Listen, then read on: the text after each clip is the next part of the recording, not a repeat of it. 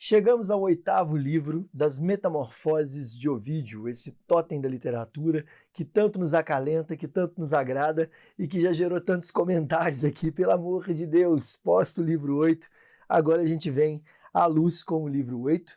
Eu sou o Gabriel, sou aqui do canal Duras Letras e seja muito bem-vindo aqui para a gente dar continuidade a essa série de leitura de cada livro, livro a livro, das Metamorfoses do Ovídio. Eu começo esse vídeo com os avisos de sempre, pedindo que se você não é inscrito no canal Duras Letras, que você se inscreva, que ative o sininho para receber as notificações de quando saem os vídeos novos. Pedir para você dar o like se você gostar desse vídeo e não se esqueça, sobretudo, de comentar, porque são os comentários de vocês que movem esse canal. Bom, esse foi o primeiro aviso. O segundo aviso, que eu acho um aviso importante aqui, é um pedido de desculpas que essa série demora demais sempre a sair, mas acontece que tinha um doutorado e um trabalho no meio do caminho, e como eu faço isso aqui por gosto, essas coisas vão estabelecendo hierarquias, né, de prioridades, e acaba atrasando a produção dos vídeos, o que é um grande problema, eu confesso para vocês, também para mim, porque quando eu atraso a leitura, eu simplesmente avanço, né? Eu fui lendo as Metamorfoses, tive que tirar todos os post-its que eu já tinha e reler, e fazer a releitura do livro 8º para poder gravar o vídeo, porque já tinha ficado muito antiga a minha leitura e falar dele com uma distância tão grande, né, do que eu tinha lido, não seria legal, eu não conseguiria chamar atenção para as coisas que eu quero e que são importantes para entender esse livro. Mas, bom, basicamente a gente começa o livro 8, né? Acho que já é bom entrar nisso aqui. A gente começa o livro 8 em continuidade direta com o livro anterior, o livro 7, terminando a narração do Céfalo. Lembrando que o Céfalo estava narrando, ele contava as histórias, contou sobre a morte de Prócris, e aí isso encerra a narrativa do livro 7º, e a gente entra de cara no livro 8 com um corte, né, fazendo uma mudança. A gente vai chamar atenção para isso quando a gente falar de Niso e Sila, que é o primeiro desses mitos.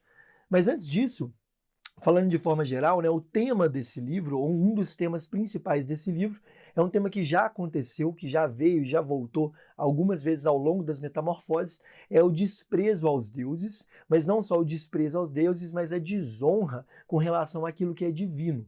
Então você contestar uma verdade que é divina aparece aqui várias vezes como um problema enorme.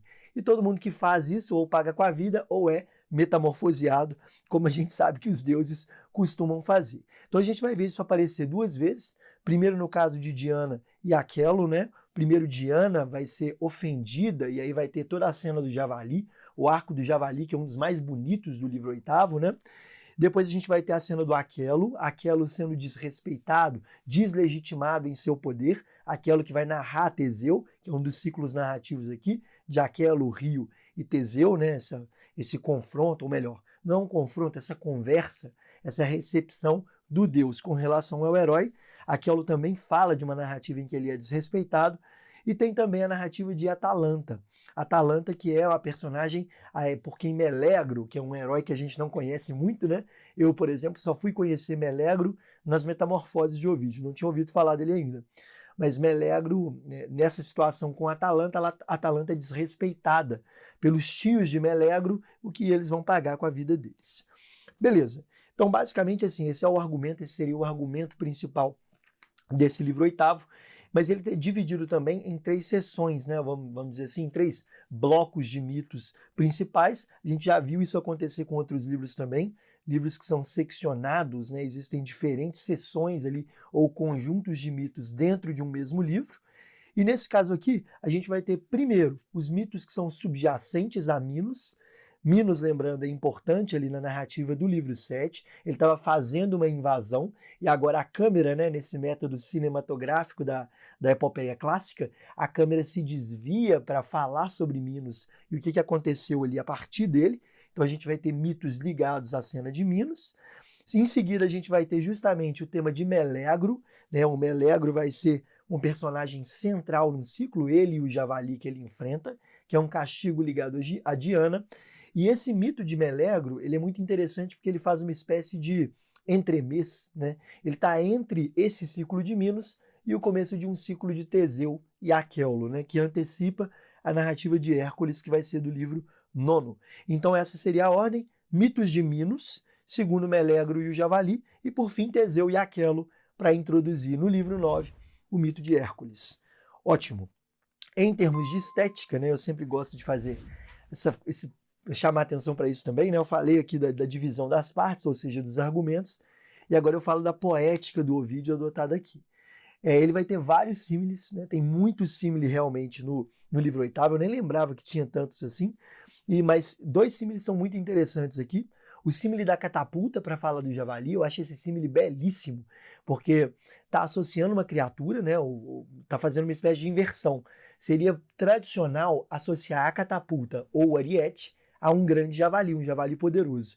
Mas aqui o Ovídio faz a inversão. Ele associa o javali como objeto principal que está sendo visto e a força da catapulta. É lindo assim, né? Isso aparece no ciclo da luta contra o javali. E o segundo símile que eu queria ler rapidamente, está lá na página 447, na edição da 34, né? Página 447, deixa eu pegar aqui, é o símile da cisão interior da Alteia, que é a mãe do Melegro. Ela tem um momento de dúvida, né? De titubear no interior. É o verso 470, na página 447. Deixa eu achar aqui um instante.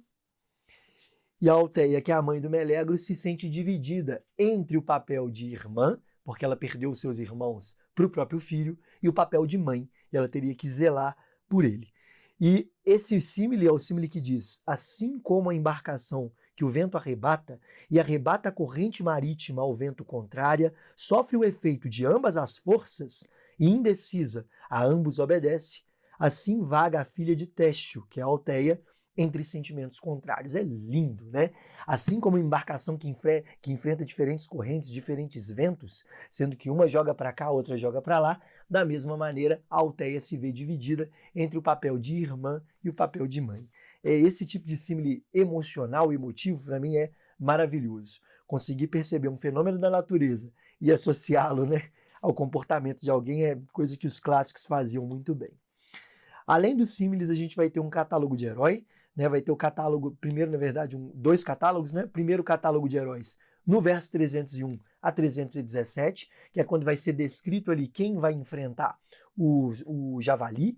E esse catálogo é um catálogo muito impressionante, que é o Ovídio, de alguma forma, mostrando que ele conhece um repertório clássico, que ele conhece uma gama de heróis que são heróis grandes, né? Enormes, né? Clássicos da tradição. Entre eles, o velho Nereu, né? Que é que foi para a guerra. É Nereu mesmo?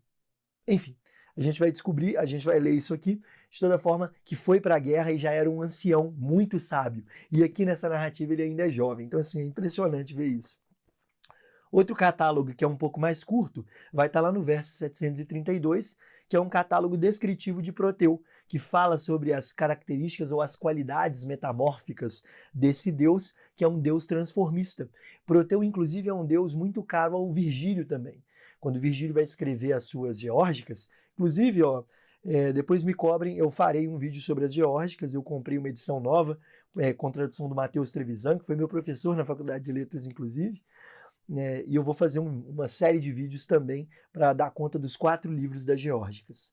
Mas o 4º livro da geórgica tem justamente Proteu como um de seus personagens centrais.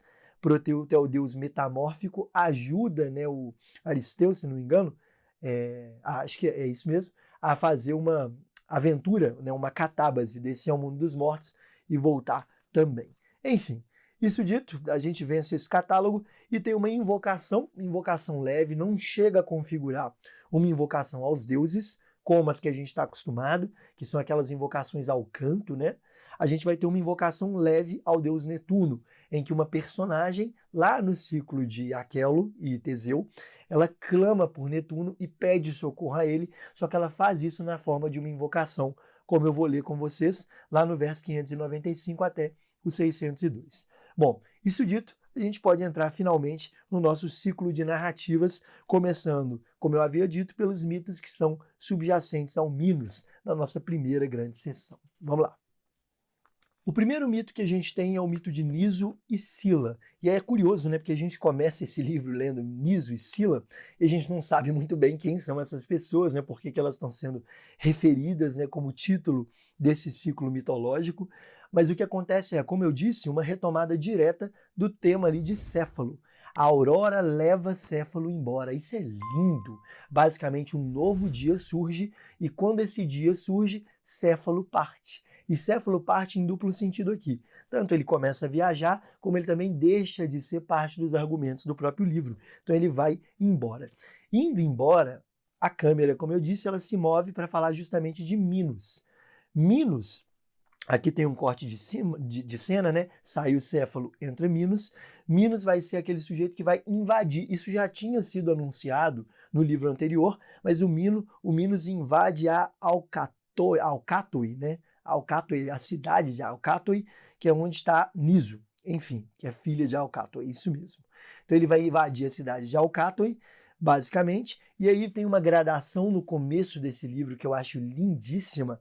Gradação é esse fenômeno que o poeta consegue passar de uma coisa que é maior para uma coisa cada vez menor, né? Então tem um movimento ou de afunilamento ou então de pirâmide, né? De fechamento. Começa do grande, vai para o pequeno, ou então começa do pequeno e vai para o grande, né? São esses dois movimentos que definem uma gradação.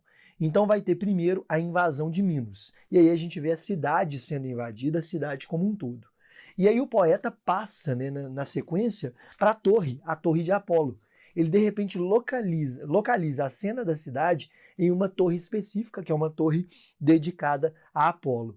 E ao fazer essa passagem, depois disso, é que ele finalmente vai falar de Sila.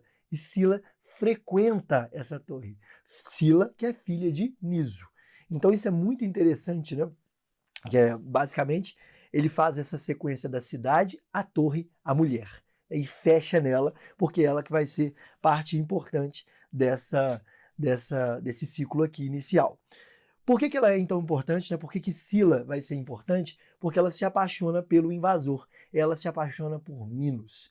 E aqui já é muito interessante porque a gente tem a primeira simetria, e vão acontecer algumas simetrias maravilhosas nesse livro oitavo, e a primeira delas é a simetria entre o caso de Sila e de Medeia.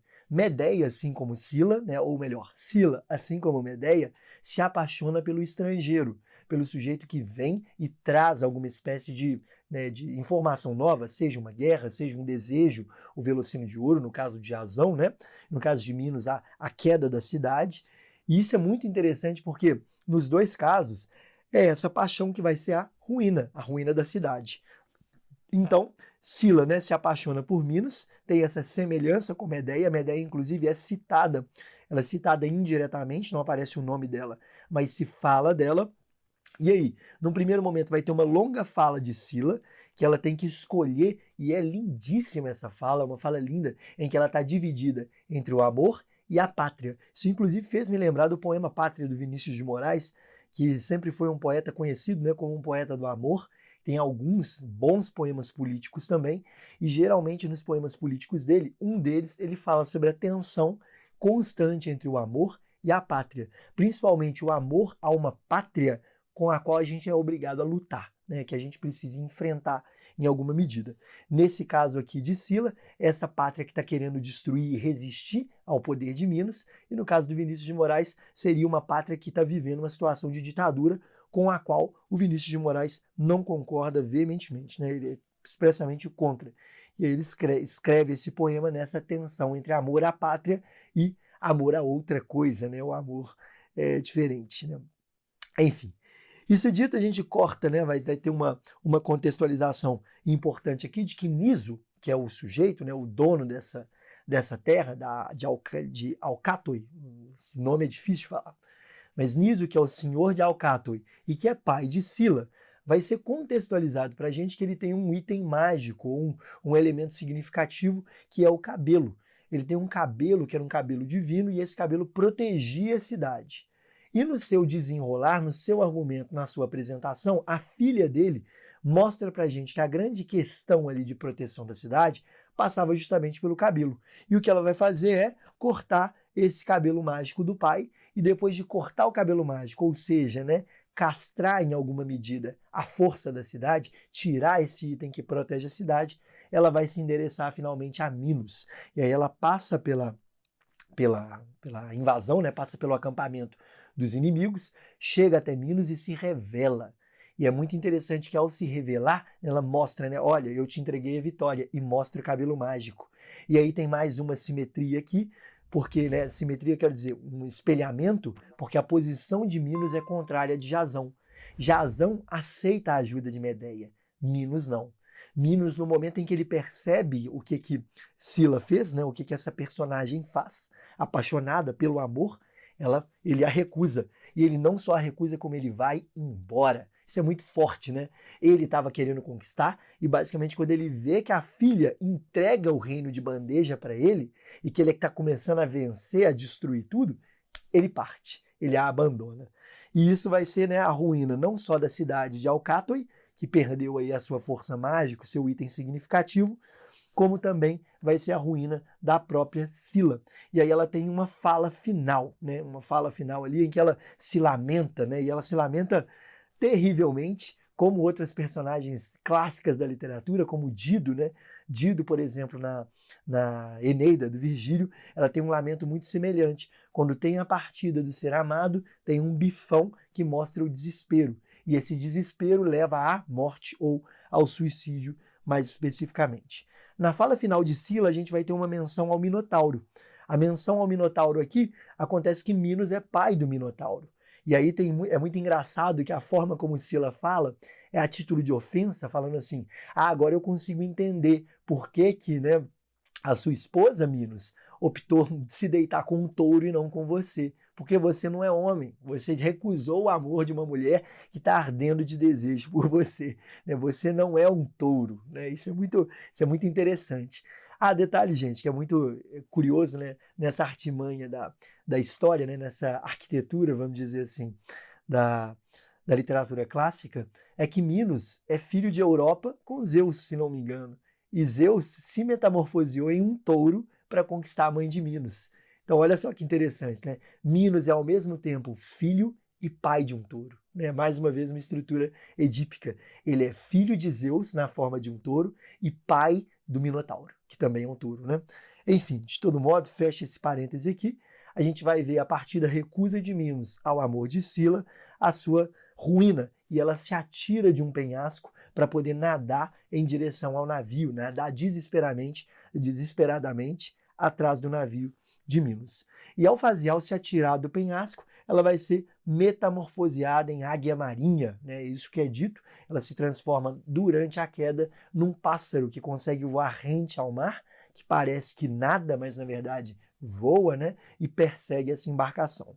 E com isso a gente encerra esse ciclo inicial e já tem um entremês, mais um, né? Mais um mito de transição aqui, que vai ser justamente o mito de Minotauro e Ariadne, que é basicamente encurtado, muito enxuto, nem é muito interessante não. De qualquer forma, a gente passa ele agora.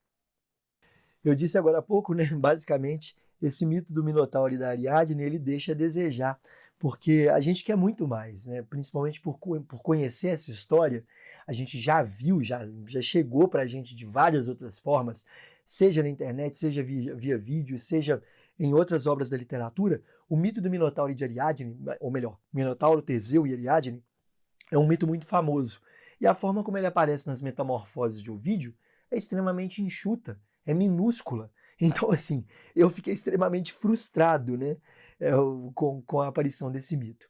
Mas o que é interessante, e aí tem até a ver com um conceito que eu descobri mais recentemente, né, com a Isadora, nas suas pesquisas de doutorado, ela me apresentou o conceito de sumário.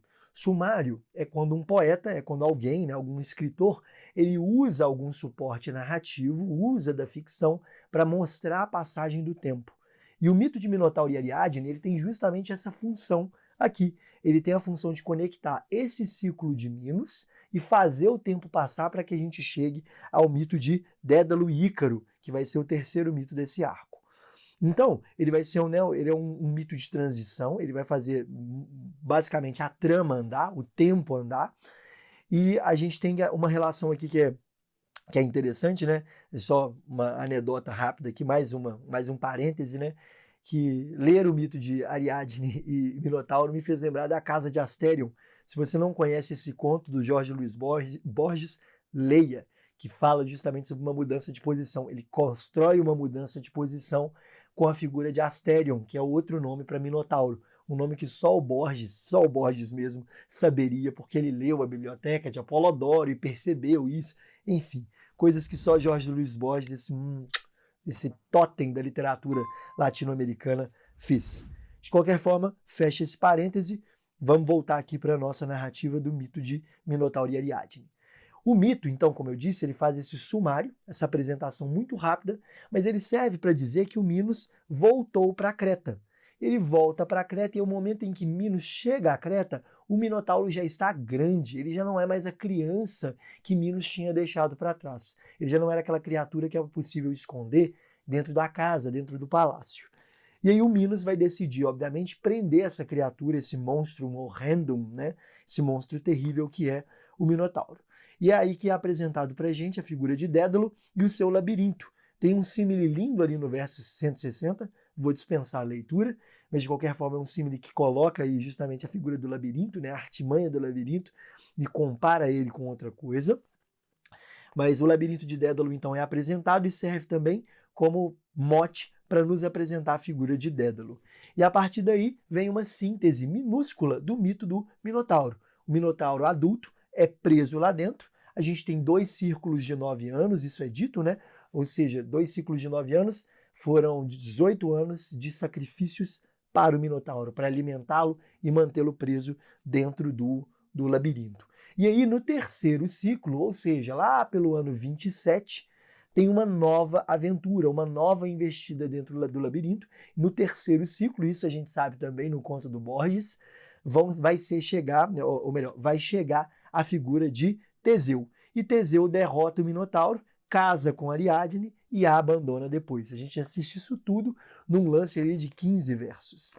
E aí vai ter, por fim, né, lá na página 427, no verso 177, o arrebatamento, basicamente, de Ariadne. Ariadne, que é essa figura que sofreu, Ariadna, né, para algumas traduções, que sofreu e, pelo contrário, ao invés desse sofrimento se converter numa punição, ela vai ser metamorfoseada numa constelação importante.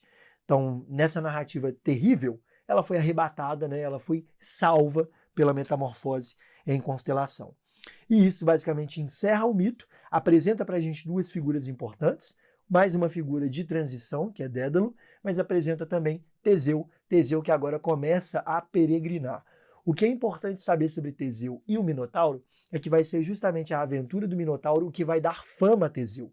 E por isso ele vai ser importante antes do ciclo de Melegro, porque eles vão cogitar chamá-lo para resolver o problema do javali, porque outrora ele resolveu o problema do Minotauro. Então essa seria aqui a forma como o Ovídio amarra uma coisa na outra, naquele brilhantismo que só ele era capaz de ter na antiguidade clássica, né?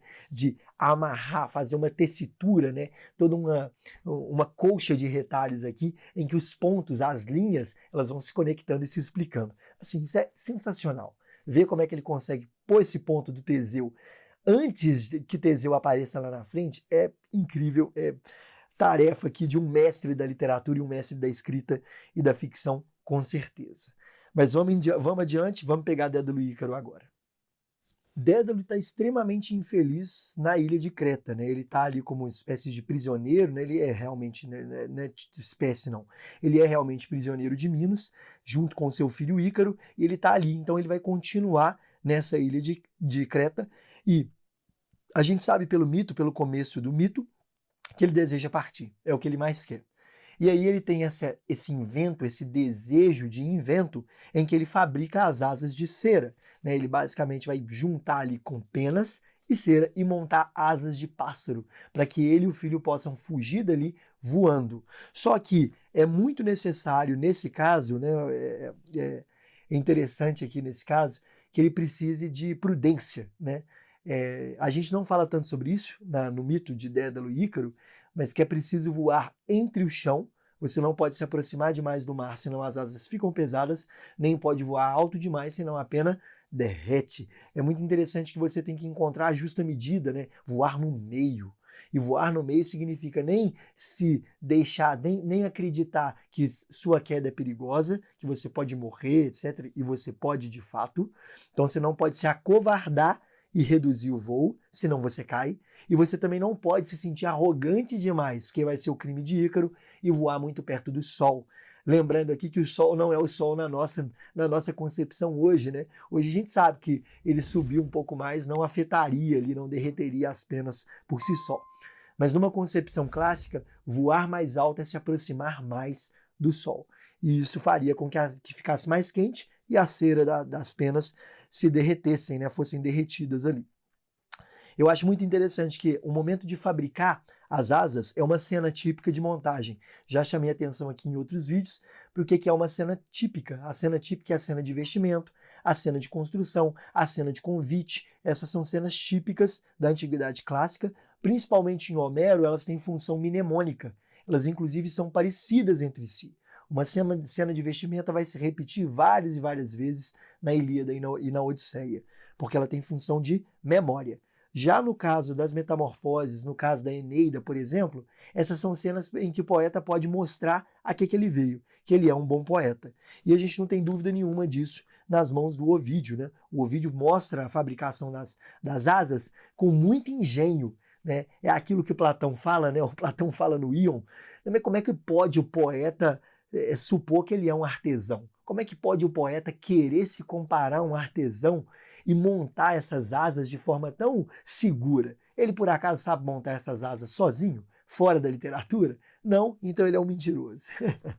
Eu adoro, né? As conclusões do Platão sobre a poesia são sensacionais. Tem um anel no verso 196, vou até conferir esse anel aqui, é um anel importante, deixa eu pegá-lo aqui no verso 196.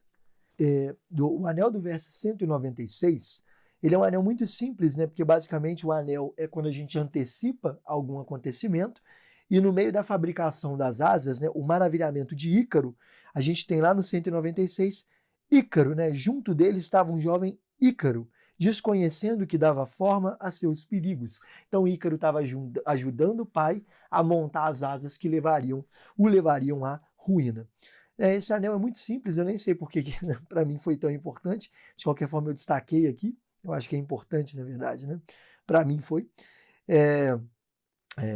Ok. E aí a gente pode passar para a cena da queda. E a cena da queda, ela é, como eu disse, uma falta de prudência, uma falta de encontrar a justa medida. Ícaro, ele é arrogante demais, né? Ele se compraz com audácia, ele simplesmente sobe mais do que devia e se iguala, se aproxima, vai mais alto do que devia, se aproxima dos deuses, né? Se aproxima do sol. E ao fazer isso, o que acontece é a queda. E a queda, nesse caso aqui, ela tem uma função que é a etiologia da terra de Ícaro, né? Ícaro, que é um conjunto de ilhas, se não me engano, um arquipélago, ele cai, ao cair, ele dá nome para aquelas terras. Ele cai ali e dá nome para aquelas terras que passam a se chamar a terra de Ícaro, né? Etiologicamente. E isso, então, encerra esse ciclo de Dédalo e Ícaro, e a gente passa para o próximo ciclo de mitos, né? Ou melhor, para o próximo mito, ainda ligado ao ciclo de Dédalo, que é de Perdiz ou Perdix, né? Tem essas duas pronúncias. Esse mito de Perdiz, ele é um mito que começa e tem uma estrutura muito interessante e muito inteligente da parte do poeta, porque basicamente Perdiz é um pássaro que está vendo, né? É um pássaro que assiste a descida de Dédalo. Dédalo desce para encontrar o corpo do filho, e Perdiz é um pássaro que está na moita, observando o sofrimento de Dédalo em relação ao filho. E aí a gente, por um lado, fica assim, mas que coisa esquisita, né? O pássaro está ali observando, e é um pássaro que está se comprazendo, né? Está se deliciando com o fato de Dédalo estar sepultando, né, o filho morto. E aí tem um flashback, né? Tem um movimento aí de mostrar o que aconteceu, quem é esse pássaro Perdiz. E aí, ao passado dele, o Perdiz vai ser o sobrinho de Dédalo. Então a gente tem acesso a um passado, que é um passado obscuro, né? Um passado oculto e pouco conhecido da figura de Dédalo. E esse sobrinho, Perdix, ele é um inventor como tio, extremamente brilhante, né? Ele também inventa várias coisas, nominalmente citadas aqui. E nesse caso ele causa em Dédalo inveja. Dédalo começa a invejar o invento, né, a inteligência do próprio sobrinho e vai assassiná-lo, né, por inveja mesmo, vai atirá-lo, se não me engano, do penhasco, mais uma vez uma cena de queda, né? E eu anotei aqui, né? O Perdiz foi o inventor da serra e do compasso, né? Essas duas invenções. Então, a serra de cortar e o compasso, aquele que faz os círculos perfeitos, né? Ele inventou essas duas coisas e, ao fazer esses inventos, ele causa inveja em Dédalo e Dédalo o atira de cima do penhasco para tentar matá-lo. Só que, ao invés de morrer, Perdiz é transformado num pássaro, né? Ele é salvo em algum sentido e ele é metamorfoseado em pássaro, como Scylla, né? Então, de novo, a cena de queda aqui. Só que, diferente do que acontece com Scylla, né? E com Ícaro também, em alguma medida, né? O Perdiz estabelece um contraponto, ele tem medo de voar. Ele está desesperado, ele morre de medo disso, e quando ele é atirado, né, ainda assim ele se metamorfoseia. Então tem mais uma vez um contraponto dado aqui. Os dois últimos que caíram, Ícaro e Scylla, tinham vontade de voar. Vontade de voar nesse sentido de não tem medo de ser tirado do penhasco. Já Perdiz tem, por outro lado. E por isso mesmo ele é uma ave que voa baixo ou que não voa. Eu não soube muito bem localizar se ele voa de fato ou se ele não, se ele voa baixo ou se ele não voa de fato. Enfim, né, esse detalhe biológico não nos interessa tanto, mas é importante dizer aqui que é uma ave que é criada pelo medo da queda, né? É uma metamorfose que acontece diante do medo da queda. E aí o flashback se encerra e se encerra também esse ciclo inicial de mitos que envolvem a figura de Minos.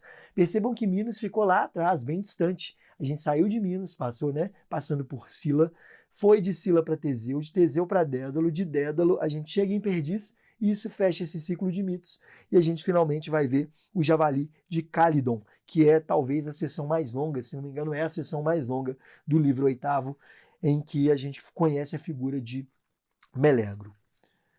Quem acompanha essa série sabe, né, que essas cenas longas, essas cenas de batalha, de perseguição, etc., na minha opinião, eu devia fazer vídeos lendo só elas, assim, lendo pausadamente, mostrando item por item, né? Seria até um exercício muito interessante, escolher os mitos que mais me chamam a atenção e esses que principalmente são extremamente cinematográficos, né? Como é o caso da Caçada do Javali, o Javali de Calydon, né, para fazer uma leitura atenta e pausada. Mas não dá tempo nesse vídeo, que é um vídeo encorpado, que fala sobre o livro todo. Então, infelizmente, a gente vai passar pelo Javali de Calydon de forma muito acelerada, rápida, infelizmente, né? Mas eu peço que você, sempre que você quiser assistir uma cena de caçada, uma cena bélica, muito bem escrita, que você volte aqui no Javali de Calydon do livro 8 e releia essa maravilha da literatura universal. O começo do Javali de Calydon é um sumário, mais uma vez, a gente tem uma marcação de passagem do tempo, né? As coisas estão avançando, e nesse sumário a gente tem a mudança de Dédalo para Teseu, então Dédalo sai de cena e entra de cena Teseu, que apareceu lá atrás, ao mesmo tempo que Dédalo, na figura ali do labirinto e do Minotauro. E o que acontece é que a fama espalha o nome de Teseu e a vitória de Teseu em relação ao Minotauro. E vai ser justamente o fato dessa fama espalhar o nome de Teseu depois de muito tempo que faz com que Calydon, essa cidade, né, o javali dessa cidade, ou que Calydon, o rei de Calydon, convoque Teseu para enfrentar, para derrotar um monstro que assola essa terra. E aí começa o ciclo de Melegro. É nesse momento que começa o ciclo de Melegro. A gente fica sem entender, num primeiro momento, o que quer dizer Teseu ser chamado para enfrentar um javali, mas já já o flashback começa, e aí é interessante que é um flashback que apresenta o javali e mostra como que isso se resolveu, né? Mas de todo modo, vamos lá. Basicamente, né, o javali ele é apresentado para a gente nesse gesto de voltar, essa praga é mostrada para a gente, e aí a gente vai ver que Teseu não vai ser o personagem central. Inclusive o poeta, né, ele diz aqui de forma muito interessante, né, que Calydon estava convocando Teseu quando mal sabia que o herói estava ali, o herói já estava lá, que era justamente Melegro, né? Mas, de qualquer forma, vamos lá. Eneu ele vai começar o ciclo de apresentação do javali com o Eneu prestando honras aos deuses, Eneu que é o rei de Calydon, é o rei dessa terra, só que ele não vai fazer uma homenagem nesse campo há uma devida divindade que é Latona. A gente já viu que não oferecer sacrifício, não oferecer presentes a todos os deuses, quando você o faz, é um problema. Se você esquecer um, já era. Devia ser um inferno, né, ser um fiel nesse tempo, porque basicamente você tinha que prestar honras a centenas de deuses ali, milhares de deuses. Cada passo, o deus da cadeira, o deus da mesa, cada coisa ali tinha um correspondente divino e você devia prestar homenagens a eles em determinadas situações. Nesse caso, o Eneu, né, por esquecimento ou por canalice, ele acaba não fazendo as honras à deusa Latona. E quando ele não faz isso, os dois filhos de Latona, que são Diana e Apolo, ou Ártemis, né, e Febo, né, nas versões aí trocadas, né, romana e grega, ele vai enviar um javali monstruoso, e esse javali monstruoso vai aparecer na página 435, lá no verso 284. O verso 284 descreve essa criatura de forma belíssima, da seguinte forma: os olhos faíscam fogo e sangue, a medonha cerviz eriça-se, semelhantes a duras estacas eriçam-se as cerdas, erguem-se qual paliçada, semelhantes às hastes de longas lanças. Então tem um símile bélico aqui, já apresentando a ferocidade do javali. Com estridente grunhido, escorre-lhe pelas espáduas férvida espuma. Seus dentes assemelham-se aos do animal da Índia, deve ser o tigre, provavelmente. Da boca salta-lhe um raio. O sopro das ventas queima as folhas. Então não é um javali qualquer. Como eu disse, é um javali monstruoso. Um javali que o hálito queima. É um monstro. Ora espezinha a seara verde, em erva ainda, ora ceifa as esperanças maduras do lavrador, que irá chorar, e destrói nas espigas o dom de Ceres. A eira espera em vão. Esperam em vão os celeiros pela prometida colheita. Então o problema causado pelo javali é um problema da ordem da fome. O javali espalha a fome, e isso é importantíssimo para esse livro. A fome vai aparecer lá na frente. Então Ceres aqui, essa figura que não pode crescer nessa região, já funciona como um anel para o que vai acontecer com Erisicton lá na frente. Erisicton que, infelizmente, corta um carvalho, é um desmatador, né? Destrói uma floresta, um bosque sagrado e vai pagar com a fome. Mas aqui o javali, ele não é uma criatura que mata e assola a cidade em sentido direto e objetivo, destruindo, matando pessoas, destruindo casas e matando pessoas. Ele destrói os campos. Ele é uma metáfora ou uma metonímia para a ideia da fome. Ele representa em si mesmo uma espécie de seca. E por isso ele vai ser enfrentado por heróis. Para desafios divinos, a fome é um desafio divino, né? Claro, a gente precisa de heróis, né? A gente precisa dessas figuras que também são metonímias de uma força sobre-humana, né? Que vai além da conta.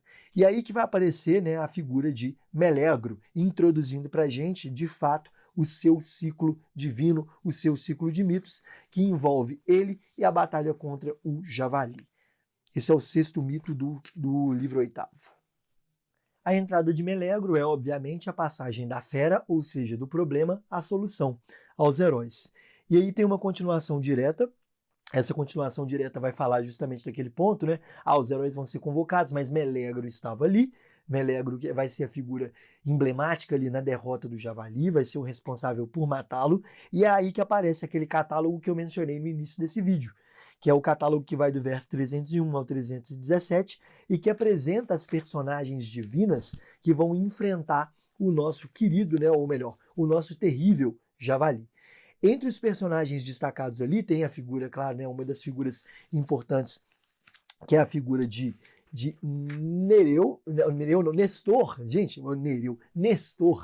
Nestor, que vai aparecer nas guerras como um conselheiro na Guerra de Troia, um conselheiro importantíssimo. Quer tomar uma decisão bélica, chame Nestor. Nestor, essa figura velha, né, e importantíssima e muito sábia. E esse catálogo de heróis, ele conta com outras personalidades importantes, mas eu queria chamar a atenção para a heroína de Tégia. A heroína de Tégia é Atalanta. Atalanta, que é uma figura que lembra muito Camila, que é uma personagem que está lá na Eneida. Vai ser uma das poucas personagens femininas a viver uma Aristeia, ou seja, né, um ciclo de batalhas dela, né? a gente chama de Camilisteia, né? Um dos nomes clássicos é esse, Camilisteia, porque ela enfrenta uma aventura, enfrenta uma cena de batalha extremamente violenta contra as tropas de Enéas. Ela é inimiga de Enéas. Nesse caso, a Atalanta também é uma guerreira que lembra ali uma amazona, né, as amazonas como grandes guerreiras, e ela vai ser importantíssima porque ela desperta o afeto e conquista o amor de Melegro. Isso é importantíssimo aqui.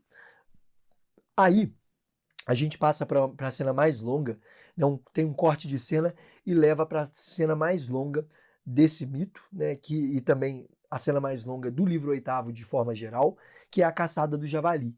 A caçada do javali, eu queria lê-la eu queria ler ela inteira, mas enfim, ela vai do verso 329 até o 444.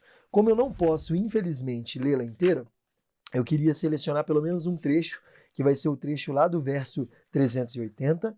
É uma cena curta, né? Tá lá no 380, na página 441, só para mostrar um pouco do brilhantismo do Ovídio mesmo, para não dizer que não falei das flores, né? Olha só, a cena que eu vou ler é a cena justamente em que a Atalanta, que é essa heroína que eu acabei de mencionar, ela acerta e fere o javali. 380, enquanto Peleu o levanta, a heroína de Tégia leva ao arco uma rápida seta. Curvando o arco, despede-a. Suspenso abaixo da orelha da fera, o dardo tocou de leve a superfície do corpo, tingindo de rubro as sedas com umas gotas de sangue. Mas ela não ficou mais contente com o resultado de seu golpe do que Melegro. Parece haver sido ele o primeiro a ver e o primeiro a mostrar a seus companheiros o sangue que vira e a dizer: terás o merecido prêmio do teu valor. Os homens coraram, incitam-se entre si e encorajam-se aos gritos. Isso é muito impressionante, essa cena é importante, que não só porque ela é linda, essa flecha que pega de raspão na pele do javali, e impressiona não a todos, mas especificamente a Melegro. Essa cena é importante por isso, porque Melegro vai ser aquele que reconhece, que vê que a Atalanta foi capaz de ferir o monstro depois de tantas tentativas fracassadas. Basicamente, essa cena de batalha toda se estende com uma série de fracassos, de gente perdendo perna, perdendo braço, morrendo diante do javali, sem conseguir feri-lo diretamente. Mas a Atalanta consegue finalmente arrancar sangue, mostrar que o javali é uma fera que pode ser derrotada. E vai ser na sequência que o próprio Melegro vai destruí-lo, né? Vai matá-lo. Então a Atalanta fere o javali, conquista o afeto de Melegro e, por fim, o Melegro vai matar o javali.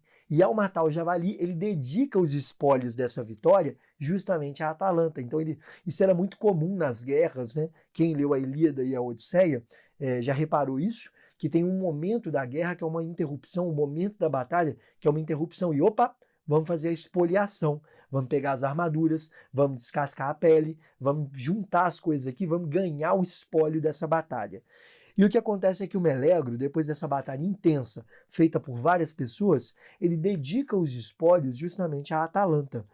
A gente entende aqui que é um amor, ele está dedicando isso porque ele está ferido de amor, né, por ela, mas, né, de qualquer forma, isso não é anunciado pelo texto de forma explícita, está implícito. De todo modo, quando ele faz esse desejo ou essa dedicação dos espólios para a Atalanta, os tios dele, ou seja, os tios de Melegro, vão zombar e vão desprestigiar tanto a vitória de Atalanta quanto a vitória do próprio Melegro. Eles deslegitimam a decisão do sobrinho. E o que o Melegro faz, num gesto de extrema híbris, né, de excesso, é matar os dois tios. Ele mata o primeiro e quando o segundo se aterroriza, ele mata o segundo também, né?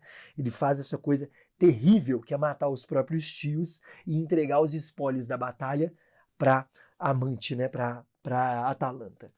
E isso encerra aí o ciclo do javali. Infelizmente, queria dedicar o vídeo inteiro a isso, mas encerra o ciclo do javali e a gente passa justamente para a figura de Alteia, que foi aquela que eu mencionei, o símile, no comecinho desse vídeo. Então vamos para Alteia e a morte de Melegro, porque a mãe, nesse caso, não é quem dá a vida somente, é também quem dá a morte. A continuação aqui, ela não envolve nenhum corte, nenhuma quebra, nem nada disso, ela é direta. A Alteia basicamente vê o retorno dessa campanha, né? Vê o retorno de Melegro, e ela está sentindo muita tristeza, né? Isso é dito ali no poema, que ela estava muito triste, só que quando ela vê que os irmãos dela foram mortos, e não só vê, como descobre quem os matou, a tristeza que ela tem dá lugar à vingança. Então ela começa a ser acometida pela vingança e por um desejo de vingança, né? Então ela vai estar dividida naquele símile, naquele símile lindo que eu li no começo. Tem dois símiles, na verdade, que falam disso, na página 447, que ela está dividida entre a posição de mãe, né, o seu dever como mãe, e o seu dever também como irmã. O dever de vingar é um dever fraterno, né, gente? Na antiguidade clássica é muito comum que a noção de vingança esteja diretamente ligada à relação entre irmãos, né? É um dever fraterno vingar o irmão. E aí tem a fala de Alteia contra si, né? E é muito interessante isso, que ela faça uma fala tão longa em que ela se crucifica, né? Excrucior, crucifica a si mesma. Ela fica reclamando de si mais do que da tomada de decisão dos irmãos e do próprio Melegro e filho, né?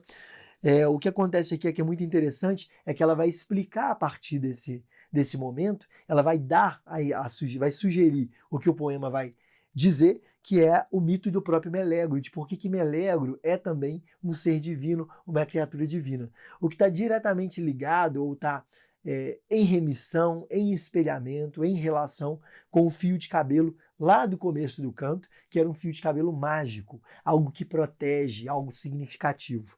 No caso de Melegro, a gente descobre que ele é imortal, ou melhor, que a sua força, seu vigor, sua vida tem a ver com um toco, né? Um pedaço de madeira mesmo, é um toco mesmo. E esse toco mágico, vai ser aquilo que protege Melegro. Então, uma vez destruído o toco, destruído também Melegro. E é justamente o que vai acontecer. Quem sabe esse segredo é a mãe, então a mãe é capaz de matar o filho, e o que ela vai fazer é atirar esse toco filho, ou esse totem, né, essa efígie, no próprio fogo, né?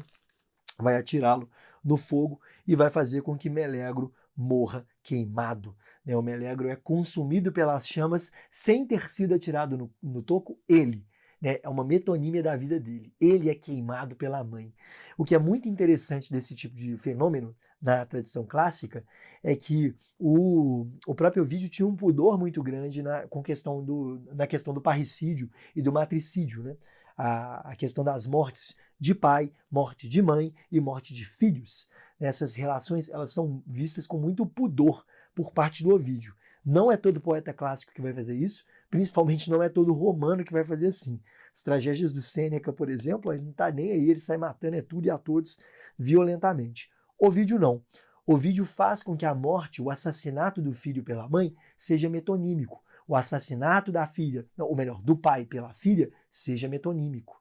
Né? É o corte do cabelo, é o toco queimado e não uma morte literal.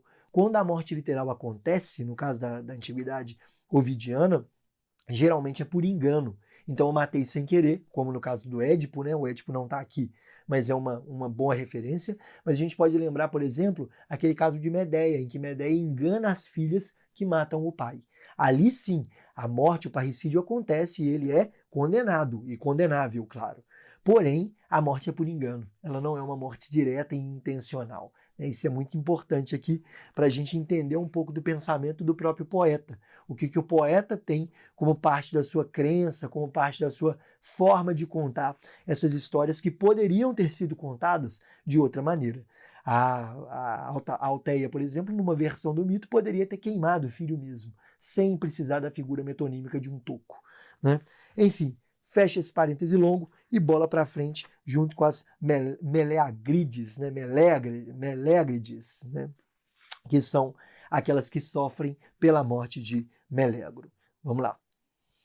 Com a morte de Melegro, né, e esse sofrimento intempestivo e incontido da mãe dele, de Alteia, basicamente vai se cumprir a vingança de Diana, Apolo e Latona, né, dessas três figuras que foram os responsáveis por enviar o javali. Então o javali, se ele não matou, não conseguiu destruir a cidade de Calydon pela fome, por outro lado, o destino da cidade se cumpriu nessa tragédia, né, nessa tragédia familiar em que o filho mata os tios e a mãe mata o filho em vingança. E isso desmonta, de alguma medida, todo o palácio de Calydon, né? O palácio de Calydon rui, ele vai à miséria. E aí as Meleagrides, né? Eu não sei falar essa palavra, Meleagrides, eu acho que é isso, né? Ou Meleagrides, alguma coisa assim. Eu acho que é Meleagrides, é uma proparoxítona. Mas as Meleagrides vão ser justamente o sofrimento, o choro das mulheres e das irmãs ali de Melegro nessa cidade. Depois que a mãe se mata, a mãe tira a própria vida de tanto sofrimento por ter perdido os irmãos, mas principalmente por ter matado o filho. Ela paga com a própria vida, tira a própria vida, e as irmãs, as filhas dela, irmãs de Melegro, vão ser metamorfoseadas em aves no seu desespero e no seu choro, no seu lamento. É interessante aqui que lá no verso 532, deixa eu pegar isso aqui, que isso eu acho muito interessante sempre quando acontece. 532 tem uma cena de aparecimento do narrador em primeira pessoa, o que não é típico da narrativa clássica, da epopeia clássica. Geralmente os narradores em primeira pessoa, a gente sabe que é o poeta cantando quando ele invoca as musas. A invocação é tipicamente feita em primeira pessoa. Mas nesse caso aqui, não é uma narração, uma invocação, e é uma narração em primeira pessoa. Na altura do verso, como eu disse, 532, o poeta diz: quanto a mim, olha só, quanto a mim, ele usa o pronome aí, pronome pessoal do caso oblíquo tônico, né? Quanto a mim, se um Deus me houvesse dado 100 bocas que vibrassem com 100 línguas, um gênio incomparável e o Helicon inteiro, eu não reproduziria os tristes lamentos de suas pobres irmãs. Ele usa a primeira pessoa e constrói um símile. Ele compara o choro das irmãs à sua incapacidade de demonstrar esse choro. Eu amo isso, acho isso sensacional. O Ovídio mostrando aqui que ele, na condição de poeta, não seria capaz de reproduzir e de inventar. Ele não seria capaz de inventar os lamentos. Tamanho é o sofrimento das Meleagrides. Isso é maravilhoso aqui e esse é o comentário final para a gente poder passar finalmente para o ciclo de Teseu e Aquelo, que encerra o nosso canto, ou melhor, o nosso livro oitavo. Então vamos lá para Teseu e Aquelo, esse ciclo de mitos que é sensacional. Eu acho maravilhoso, principalmente na figura do Eresicton, que merecidamente pagou com a sua vida, devorou a si mesmo. O começo da sessão de Teseu e Aquelo ele é contextual. Então a gente vai preparar, né, vai ter um preparativo ali no verso 547 até o verso 597, então percebam, é bem longo, né? São 50 versos dedicados só a uma contextualização, e essa contextualização ela tem uma mudança, ela é marcada pela mudança para Teseu. Então a gente passa agora a falar de Teseu e fala assim, depois que Teseu viveu aquelas aventuras, o que é estranho, porque não é tão explícito para a gente que Teseu tenha participado da campanha contra o Javali. Melegro derrota o Javali, a gente vê isso com clareza. Mas fica subentendido aqui que Teseu talvez estivesse a caminho de resolver esse problema, que ele tinha sido convocado pelo Calydon, né, ali pela cidade, estava indo em direção àquilo enquanto o problema se resolvia. Então tem uma noção aqui de simultaneidade das informações, tanto que vai ser no gesto de tentar chegar até lá que ele vai ser impedido por uma tempestade, que é onde ele vai encontrar justamente o deus Aquelo. Então tem uma simultaneidade da narrativa. O mito de Melegro está acontecendo simultaneamente à viagem de Teseu, na interpretação que eu fiz, tá? Né, que fique claro para você que isso é a forma como eu estou interpretando, já que o poema não esclarece isso de maneira explícita, né? A gente tem que interpretar em larga medida. Ok, então ele tem a viagem até a cidade da Tritônia, ele está indo para Atenas, pelo que parece, né? É isso que é dito, a cidade da Tritônia é Atenas, a gente sabe disso, e ele vai ser interrompido pelo rio Aquelo. O rio Aquelo diz para ele que é forte demais, está bravo demais, aconteceu uma tempestade, uma tromba d'água, e faz um convite. É muito interessante isso, né? O Teseu é convidado para dividir a mesa com um deus. Então um deus cumpre com um gesto de hospitalidade, e Teseu aceita esse gesto de hospitalidade e vai para a caverna de Aquelo, né? Ele chega nessa caverna, a gente tem um pequeno catálogo ali no verso 564, é isso mesmo, né? A gente tem um pequeno catálogo que eu nem mencionei no começo, menciono agora. Esse pequeno catálogo fala só quem é que estava ali. era Teseu e alguns acompanhantes na sua campanha, né, na sua caravana em direção a Atenas. E aí, nesse momento de recepção e os ritos de hospitalidade, já falei muito disso aqui também, sempre falo disso, falei disso na série da Ilíada, inclusive se você não assistiu, assista, da Ilíada não, da Eneida, desculpa, a Ilíada está por fazer, eventualmente vai ter, mas é interessante aqui que Aquelo cumpre com todos os ritos de hospitalidade, então ele bem recebe Teseu está sendo bem recepcionado. E aí os dois vão começar a conversar e Teseu, a dada altura desse banquete que está acontecendo ali, ele pergunta sobre uma das ilhas que ele vê dessa caverna, que ele vê dessa casa, que é a casa de Aquilo. E esse vai ser o mote para que comece, para que se desencadeie aquele fenômeno que a gente já viu, que é o fenômeno da narração. É muito interessante sobre esse fenômeno da narração, como que na antiguidade clássica o compartilhar, esse companes, comer junto, dividir o pão, ele tem a ver também com o gesto de narrar, de contar. Eu estava lendo muito recentemente, né, em função da Faculdade de Letras, o narrador benjaminiano, esse texto clássico, se você não leu, fica como recomendação, é um texto excelente sobre teoria da narrativa, né? E a narrativa clássica, o narrador tradicional, seria esse narrador que confunde falar com gestos manuais. E aqui cabe pensar o falar e o comer. Quando a gente está em companhia, está numa mesa, a gente compartilha memórias, a gente compartilha histórias. E isso a gente vê com muita clareza acontecendo aqui na Antiguidade Clássica, nesses ciclos de mitos narrados na Odisseia, na Ilíada, na Eneida, nas Metamorfoses, né, na Pós-América e em todos os outros, né, todos esses ciclos narrativos. Enfim, o que eu quero dizer com isso é que o gesto de receber alguém, ele é um desencadeador. Sentar-se para comer é um desencadeador de um misanabim, ou seja, de uma narração feita pelas personagens que comem. Isso é muito importante, a gente já viu isso acontecendo nos outros livros e vai acontecer aqui mais uma vez. Basicamente, a turma sentou para comer e contar histórias, dividir histórias. Fechando esse parêntese breve, a gente passa para as Equínades. As Equínades vai ser a primeira narrativa, o primeiro conto relatado pelo Aquelo, e o Aquelo vai explicar, né, que ele ficou com muita raiva das náiades e inundou um bosque, né? Ele começa a narrativa falando isso, olha, eu inundei um bosque ali e tal, e esse bosque tornou-se as Equínades. Olha que passagem interessante. Ele começa de viés, né? É muito comum, inclusive, que os narradores ovidianos, esses personagens ovidianos, eles sempre começam em sua narrativa de viés. Eles não vão direto a ponto e falar, aquela ilha, ela nasceu assim. Ele falou assim, teve um tempo, há um tempo atrás, tinha umas náiades ali no bosque e tal, e elas estavam me incomodando muito, e aí eu resolvi enchê-las de água. E você fica assim, pô, mas o que isso tem a ver com a ilha, né? O que isso, de fato, tá ligado? Como que isso se liga à ilha apontada por Teseu? E aí, né, essas ilhas vão se tornar as Equínades, né, que são esse arquipélago, várias ilhazinhas ali, e aí a gente já começa a entender, opa, então as ilhas começaram a surgir, e isso aí tem função etiológica. Ele está explicando a origem dessas ilhas que estão nessa região a caminho de Atena. E isso vai ser o gancho justamente para falar de Perimele, ou de Perímele, né, tem duas pronúncias aí, que é a ilha que Teseu apontou.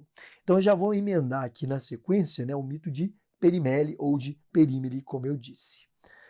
Esse mito diz que ela era uma filha, a filha de Hipomadante, é o nome do pai dela, e essa filha foi abusada, né?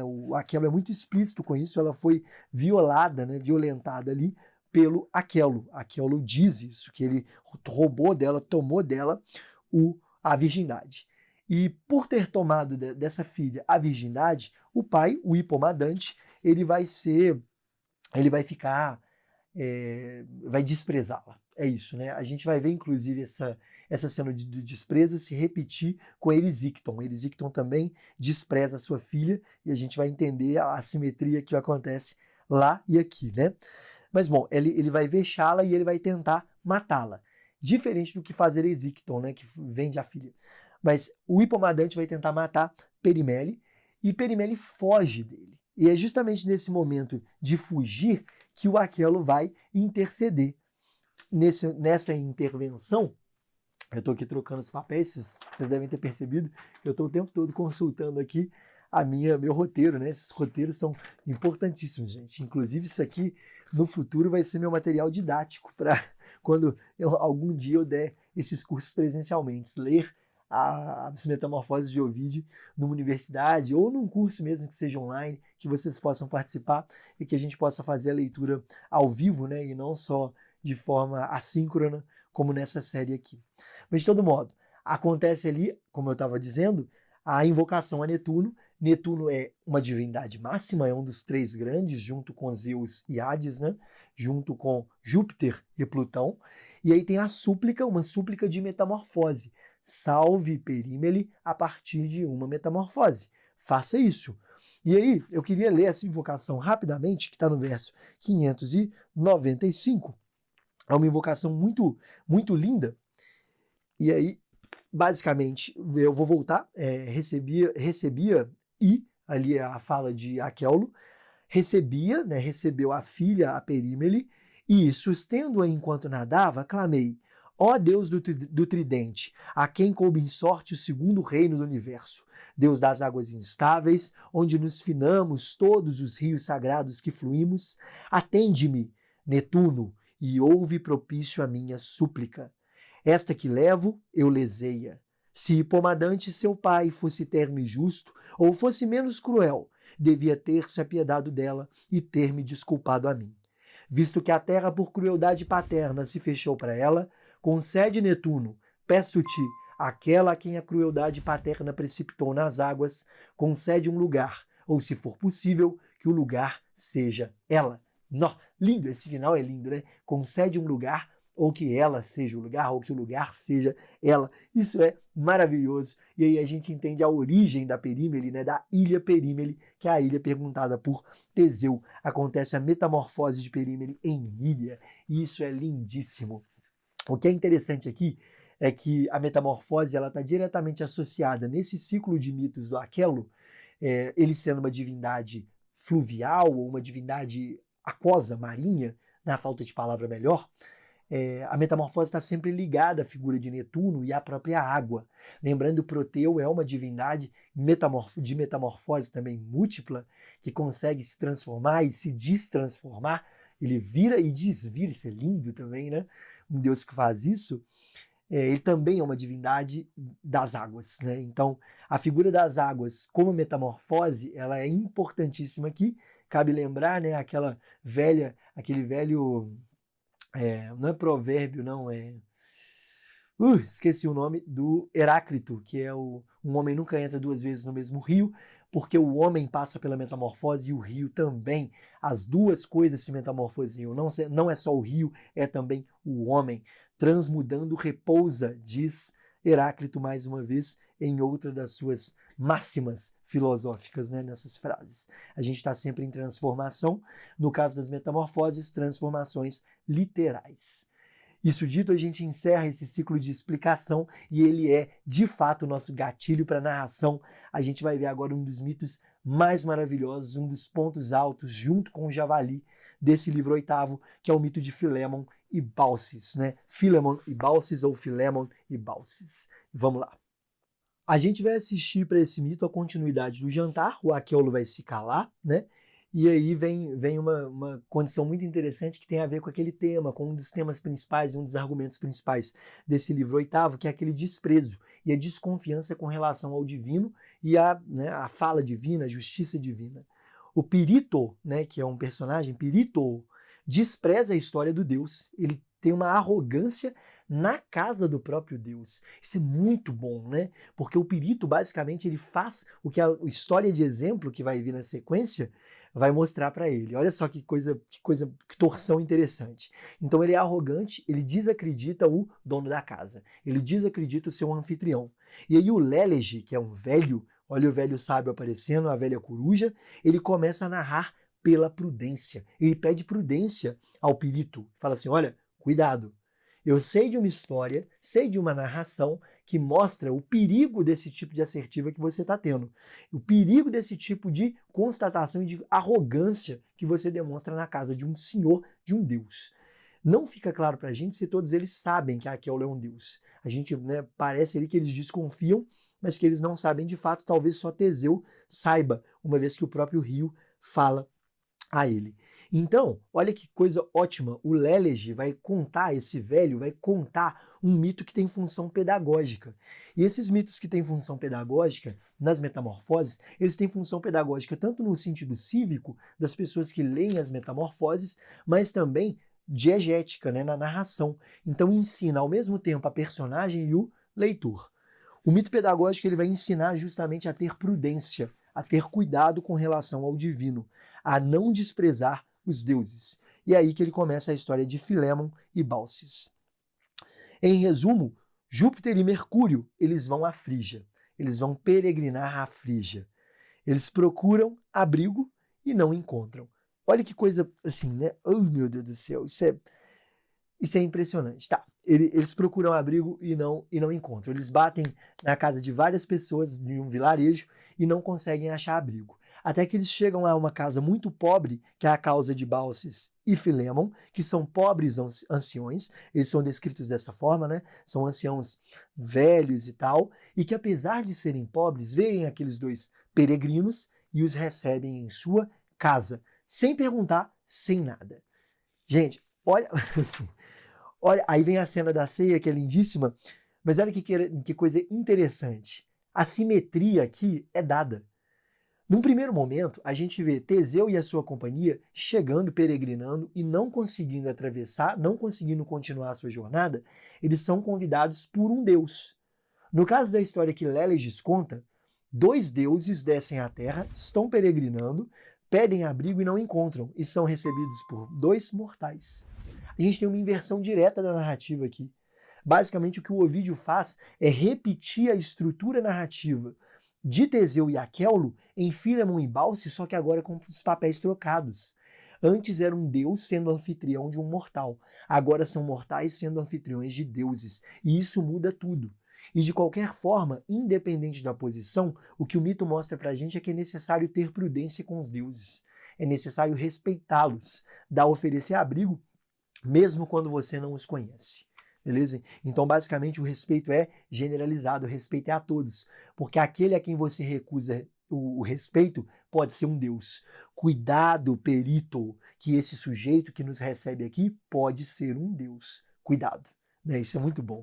É maravilhoso, né? Assim, ver isso acontecendo. Então, basicamente, o Baucis e o Filémon servem uma ceia, e essa cena da ceia é cereja do bolo aqui mais uma vez, é um morango do amor escondido aí, né, no meio dos vários morangos, sem ser morangos do amor, porque ela é maravilhosa. A descrição dessa cena da ceia é maravilhosa. E ao fim dessa cena da ceia, o Baucis e Filémon vão perceber que aqueles dois sujeitos que eles receberam em casa são deuses. Por quê? Porque a copa de vinho deles se enche sozinha. Porque a comida no prato deles, o prato de repente vazio, se enche sozinho mais uma vez. Portanto, essas criaturas que vieram aqui, esses homens que nós recebemos, só podem ser deuses. E não são quaisquer deuses, são Júpiter e Mercúrio. São os deus dos deuses ali e o seu mensageiro, um de seus filhos. Né? E aí vem, né, ao perceber, eles têm o desejo de imolar um ganso, né, o ganso da casa, o ganso da família. E aí tem essa cena que o ganso pousa no braço da cadeira ou no braço do próprio Deus, né, e é poupado em alguma medida, ele não é sacrificado.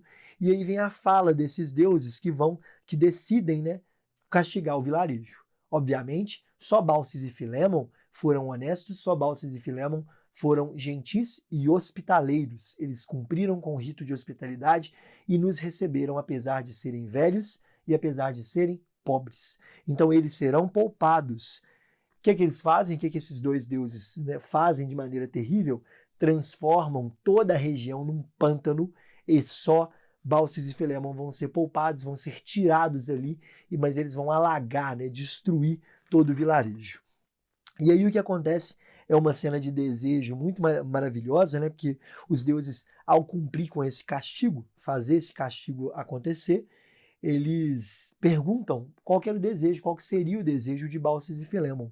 E o desejo de Filémon é muito nobre, é muito lindo, que ele basicamente diz, né, que sendo um ancião, sendo tão velho, ele queria duas coisas. Primeiro, ser ali o arauto ou o sacerdote responsável pelo Palácio de Zeus, que o Palácio de Zeus surge onde era a casa dos dois, né?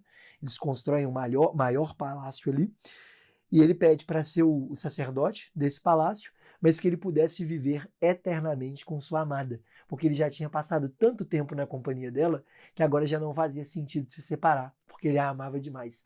Lindo, maravilhoso, assim, que coisa maravilhosa, que coisa incrível, né? Então, basicamente, ele vai ter esses dois desejos cumpridos, eles vão se transformar, Baucis e Filemon, nos dois sacerdotes desse grande palácio para Zeus, e no fim das contas é cumprido ali com o seu desejo de ficarem eternamente juntos, quando eles são metamorfoseados numa árvore. Eles são uma árvore que se cruza, né? É uma árvore que se funde e os dois viram a mesma árvore. Nessa imagem, né? Nessa metáfora que é maravilhosa para a união eterna. Né? A árvore como esse ser vivo que dura muito tempo, que é extremamente longevo, e esses dois anciãos puderam se transformar nisso, numa árvore só, os dois. Isso é o fim do relato do Lelegy, e a gente corta a narrativa e volta para a cena do jantar, para a nossa santa ceia na casa de Aquello. O penúltimo mito desse ciclo do livro oitavo vai ser o mito de Erisicton. Mas antes de começar a narração do Erisicton, né, mais uma vez a gente é surpreendido por esse nome de um personagem que a gente não conhece, e a gente fica assim, meu Deus, o que é, né, isso de Erisicton, né? De onde que surgiu essa personagem aqui e tal, por que ela dá título para isso? E o que a gente vai ver é que volta a cena de Aquello, e Aquello se sente, assim como todos os outros, extremamente impressionado com a narração feita pelo Lelegy. Essa narração dele encanta, ela tem função encantatória, e a gente sabe que na Antiguidade Clássica o narrar, principalmente via a figura de Odisseu, ele tem essa função encantatória de ensinar, mas não só de ensinar, mas também de apaixonar, fazer as pessoas ficarem encantadas, né, serem convencidas de algo via narração. E aí o que acontece é que o Aquello, nessa mesma pegada, dando continuidade ali a esse gesto do Lelegy, ele também começa a narrar. E aí ele vai narrar a partir, né, de uma ideia muito interessante, né, que ele basicamente fala assim, olha, né, nessas histórias que você ouviu, dessa história que a gente viu com o Lelegy, da metamorfose em árvore, existem aqueles sujeitos que se transformam de uma vez e se transformam definitivamente, mas existem também aqueles que são capazes de se transformar e de voltar a ser o que eram antes. E aí vem aquele catálogo descritivo, que é o catálogo de Proteu. Proteu é mencionado como o grande exemplo, e ele é o grande exemplo da Antiguidade Clássica, de sujeito que consegue se metamorfosear e voltar a ser o que era antes. Então ele é um metamorfo, né? Ele faz as transformações, ele pode ir e voltar nas transformações da forma como ele quiser.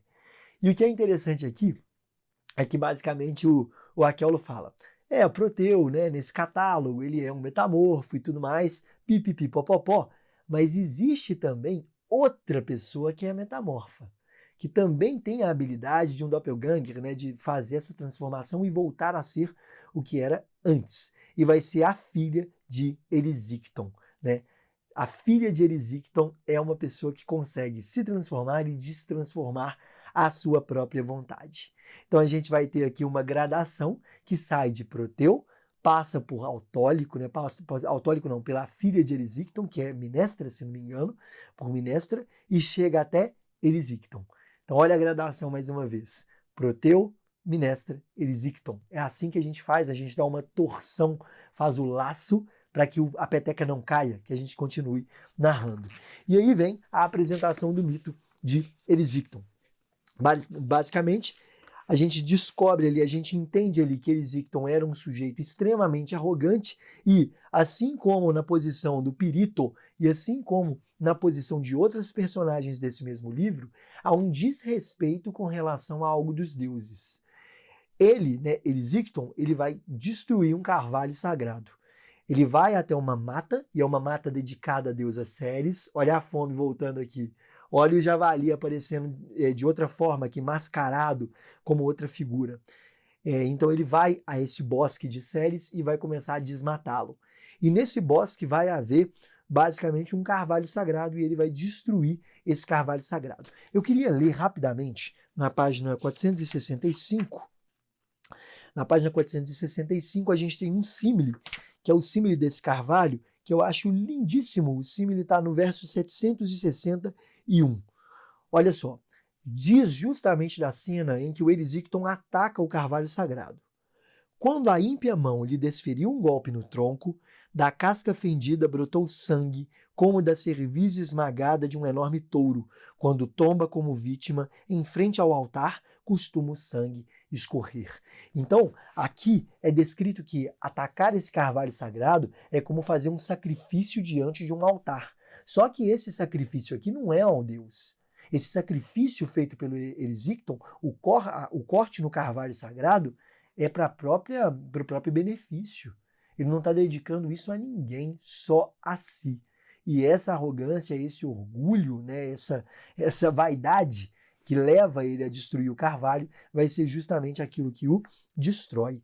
O que é muito interessante aqui é que essa ideia, né, ele sofre uma imprecação aqui, lógico, né? Depois de atacar o carvalho, ele vai ser imprecado. O que isso significa? Vão lançar uma maldição sobre ele. E o que é muito interessante é que essa maldição já antecipa para a gente que o crime cometido por Erisicton vai ser o crime que vai se converter em castigo. Ele desmata impiedosamente, ou seja, ele destrói, ele consome impiedosamente. Ele desmata, tira todas as árvores dali sem limite, né? Ele não tem limite. Ele inclusive mata uma pessoa que tenta impedi-lo de destruir o carvalho. A híbris dele é essa. Ele é insaciável no seu desejo de destruir a floresta. Vejam as palavras, consumo insaciável, isso vai se converter em fome na imprecação lançada contra ele. Né? Então uma maldição é colocada contra ele e a gente passa para o mito seguinte, que é o mito da fome, justamente. A fome aparece enquanto personagem. Depois que ele sofre essa imprecação, então, as ninfas vão suplicar, as ninfas da floresta que conseguem fugir e tudo mais, elas vão suplicar a Ceres e vão anunciar para ela que alguém estava destruindo o bosque dela. E, obviamente, Ceres, enquanto uma divindade, que tinha um bosque que foi destruído por alguém, vai acatar esse pedido e vai fazer pagar a pessoa que basicamente destruiu o seu bosque. E ela vai decidir, ela opta, né, sendo Ceres a deusa da fartura, né, da saciedade, da colheita, etc., ela vai optar por castigar Erisicton justamente com o seu avesso direto. Não tem nada que Ceres despreza mais do que a fome. Ela é uma deusa que inclusive é descrita nesse livro como oposta à fome. Elas mal podem se encontrar, elas se anulam em alguma medida. Elas não se encontram, né, não se batem. E ela vai mandar Oréades, né, que é uma das suas ninfas, a sua ninfa mais confiada, aos confins da Sítia, onde vivem uma série de deuses, de deusas, né, de divindades ali e tal, terríveis, entre elas a própria fome. A fome ela vai funcionar como um emblema que aparece no verso 801 até o 808, né? É isso mesmo, 801 a 808, na página 468. Eu queria ler esse emblema. Pessoal, os emblemas, né? Você que está assistindo e não sabe o que é um emblema. O emblema é uma coleção de imagens que está relacionada a determinados afetos, determinados sentimentos. Então, a alegria é um emblema, a tristeza é um emblema, a melancolia é um emblema, a fome, a raiva, a inveja. Esses seres que são descritos aqui na Antiguidade Clássica, né, nos poemas clássicos e também no período medieval, por muitos padres, né, e por muitos leitores e eruditos, eles vão sendo convertidos em emblemas, que são essas figuras que podem ser usadas no campo da arte de maneira facilmente assimilável. Em vez de eu dizer, né, a pessoa sentiu fome, eu faço uma descrição de um emblema. Eu falar, ela se descabelava, sua pele ficava amarela, ela começou a roxear, babava. Esses signos, eles indicam, eles são metonímicos para indicar a fome. E isso é o emblema, e vai ser o emblema da fome que eu vou ler nesse momento para vocês.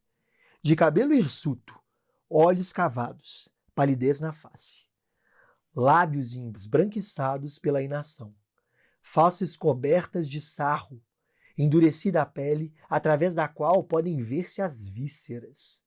No lombo encurvado sobressaem os descarnados ossos. Em vez do ventre, há o lugar. O peito parece que pende, apenas suspenso da espinha dorsal. A magreza aumentara as articulações, a rótula dos joelhos estava inchada. Eram enormes as excrescências dos artelhos.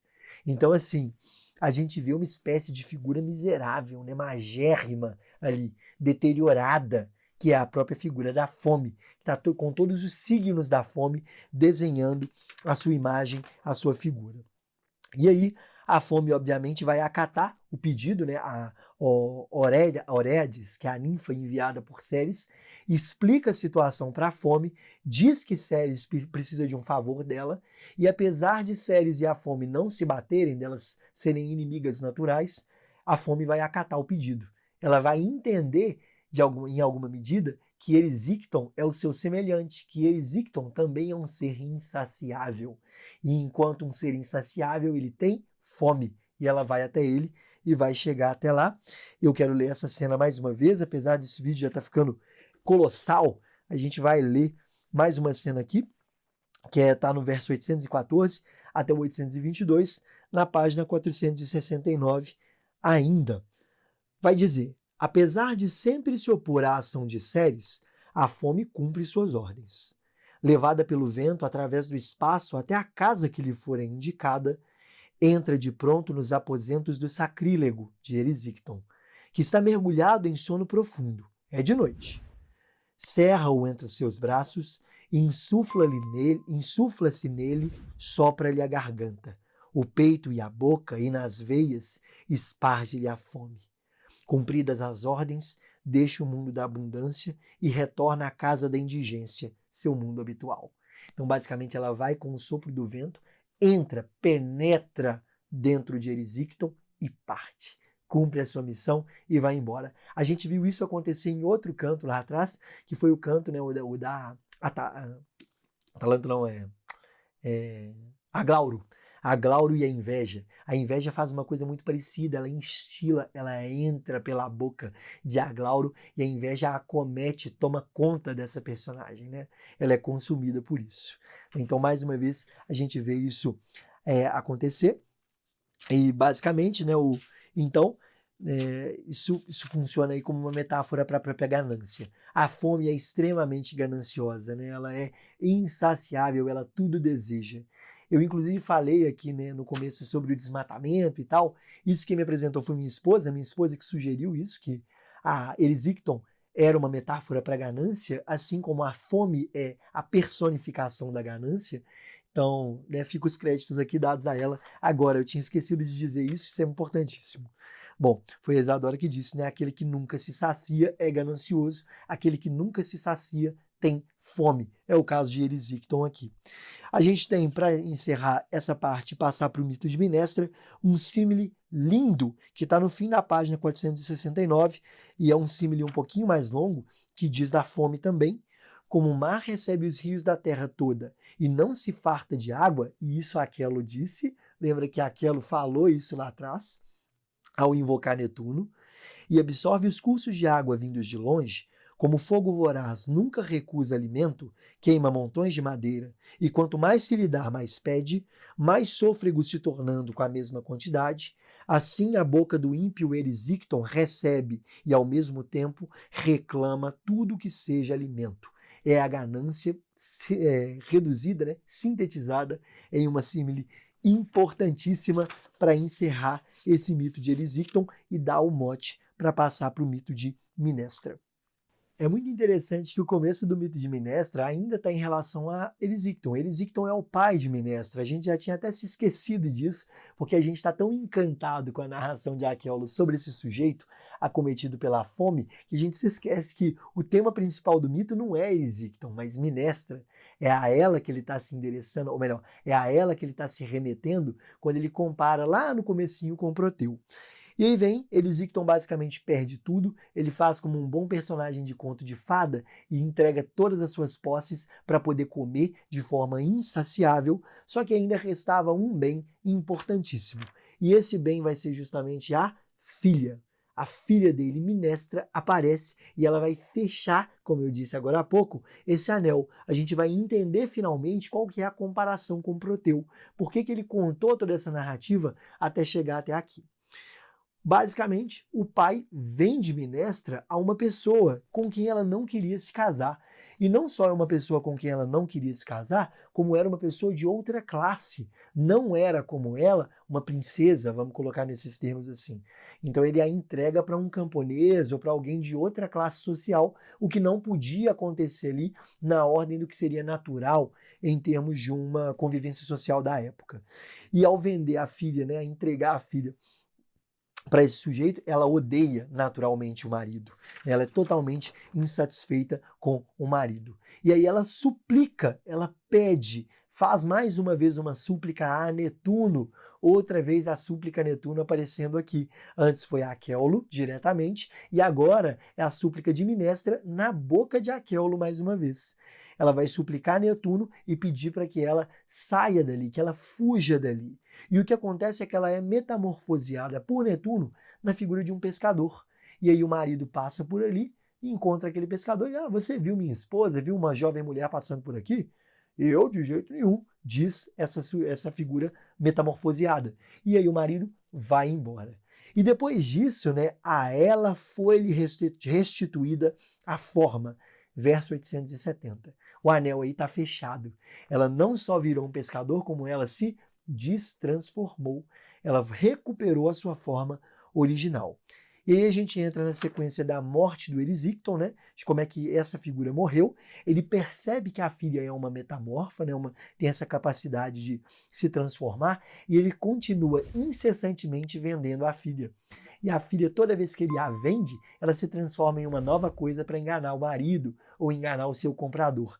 Isso é impressionante. Só que a cena, apesar dessa incessante metamorfose da Minestra, a fome de Erisicton não cessa. Ela não cessa. Então, ele vai ficando faminto, faminto, faminto e faminto e acaba por se devorar. Numa cena que é bizarra, né? Ele se antropofagiza, né, de si mesmo, né? Ele faz uma autofagia. Ele se devora, no fim das contas.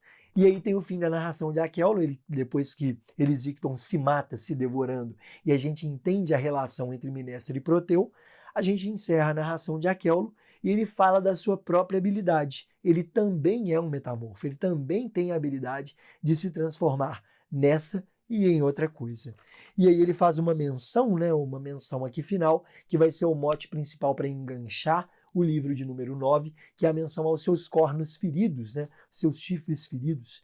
Ele foi ferido por Hércules, foi ferido por essa figura, que vai ser a figura central ali para o livro 9, que vai ser, né, ocupar boa parte do livro 9, e que vai ser o nosso, né, basicamente o nosso gancho aqui, para a gente continuar na leitura das metamorfoses.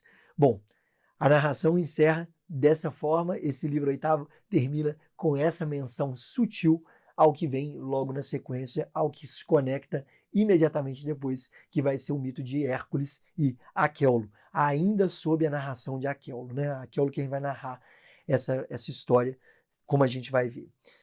Bom, isso dito, a gente encerra esse vídeo.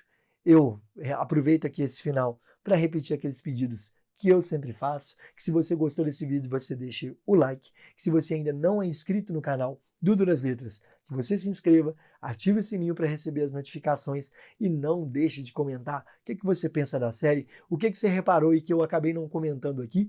Eu gosto que os comentários eles viram também uma espécie de arquivo público, para que outras pessoas vejam ali temas, situações, símiles, catálogos, elementos estilísticos que eu não acabei não apresentando no vídeo, porque a gente não consegue, né, gente? Se você que é leitor de literatura clássica, você sabe que a gente nunca consegue totalizar uma coisa como essa. A gente sempre deixa passar alguma coisa, deixa passar uma relação, enfim. De todo modo, a gente, né, faz o possível, fala do que dá.